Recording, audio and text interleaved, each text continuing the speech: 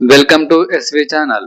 తెలంగాణ ప్రభుత్వం చేయూత సామాజిక భద్రత పథకం కింద కొత్త పింఛన్ల మంజూరుకు దరఖాస్తుల స్వీకరణను ప్రారంభించింది. కొత్తగా పింఛన్లు విడతల వారీగా మంజూరు చేయాలని ప్రభుత్వం నిర్ణయించింది. కొత్త పింఛన్లలో వితంతువులు, ఒంటరి మహిళలు, దివ్యాంగులు, గీత కార్మికులు, చేనేత కార్మికులు, ఫైలేరియా డయాలసిస్ బాధితులకు ప్రాధాన్యం ఇవ్వనున్నారు.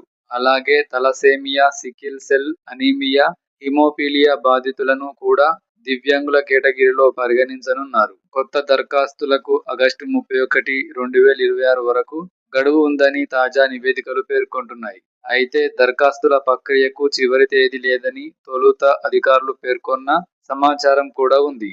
ప్రస్తుతం అందుబాటులో ఉన్న తాజా సమాచారంలో ఆగస్టు 31 వరకు గడువుగా పేర్కొనబడుతుంది.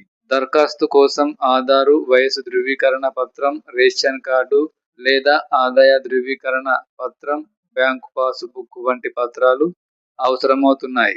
దరఖాస్తులను గ్రామీణ ప్రాంతాలలో పంచాయతీ కార్యదర్శులు, ఎంపీడీఓ కార్యాలయాల్లో, పట్టణాలలో వార్డు అధికారులు, బిల్ కలెక్టర్లు లేదా మున్సిపల్ అధికారుల ద్వారా సమర్పించవచ్చు. కాబట్టి అర్హత ఉన్నవారు ఆలస్యం చేయకుండా ఆగస్టు 31 లోపు దరఖాస్తు చేసుకోవడం మంచిది. ఎస్వి ఛానల్ను లైక్ చేయండి, షేర్ చేయండి, సబ్స్క్రైబ్ చేయండి.